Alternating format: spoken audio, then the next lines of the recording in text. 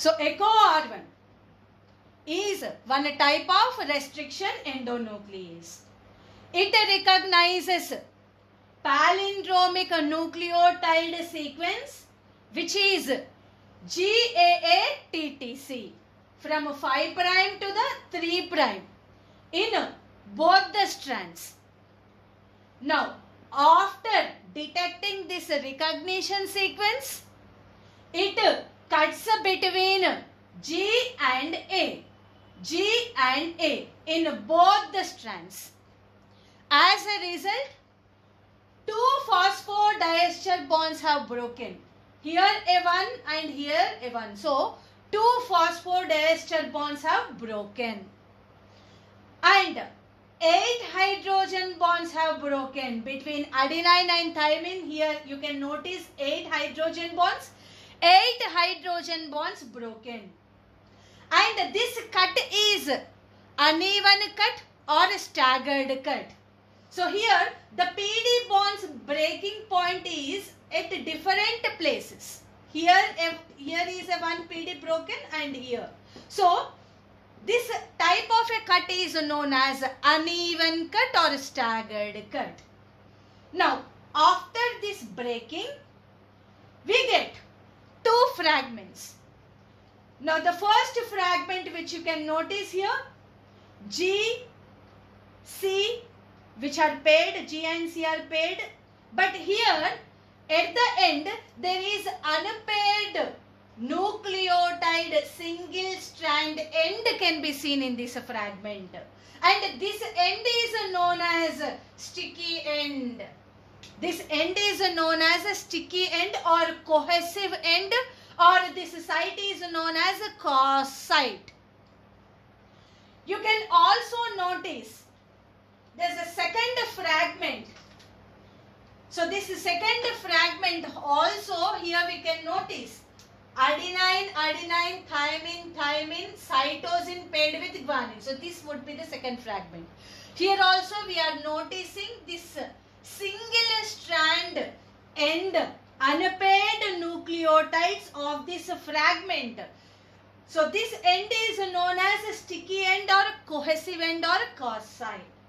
So EcoR1 creates a staggered cut or an uneven cut, and it produces fragments with sticky ends.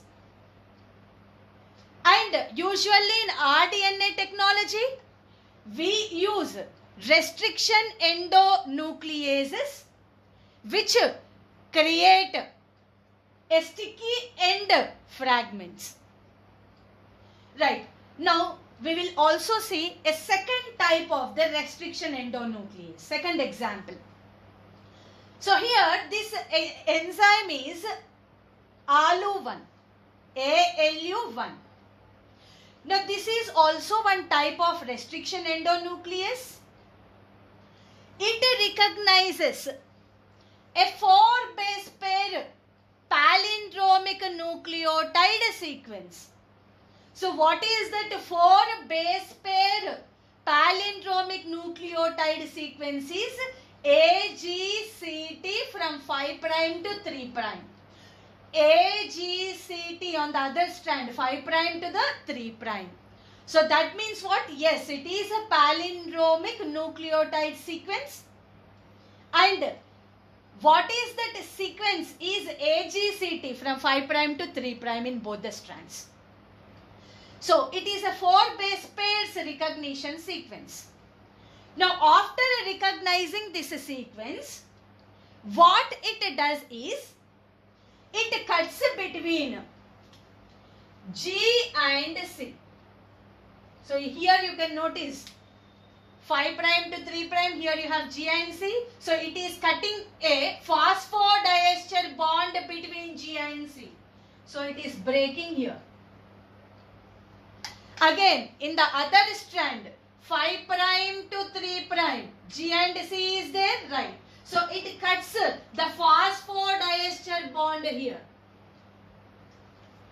Now, here what we have noticed is, here the PD bonds have broken which are lying locating opposite to each other in the two strands.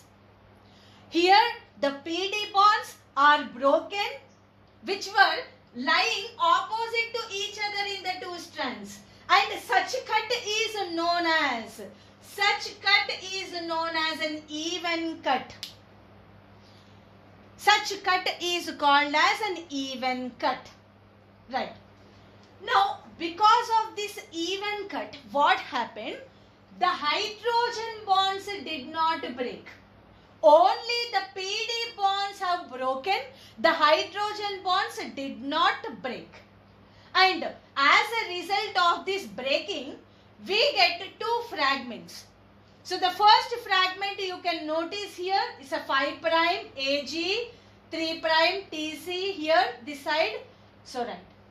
This is a first fragment, and we are getting a second fragment CT, and which were pairing with the GA.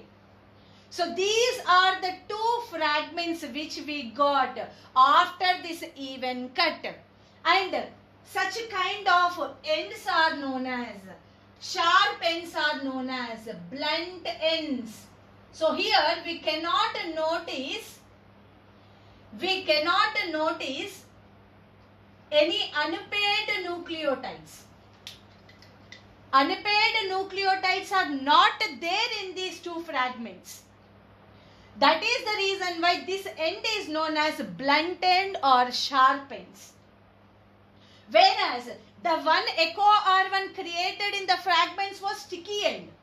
But this AU1 has created a fragments with which end? Blunt end, sharp ends. And the cut is known as an even cut.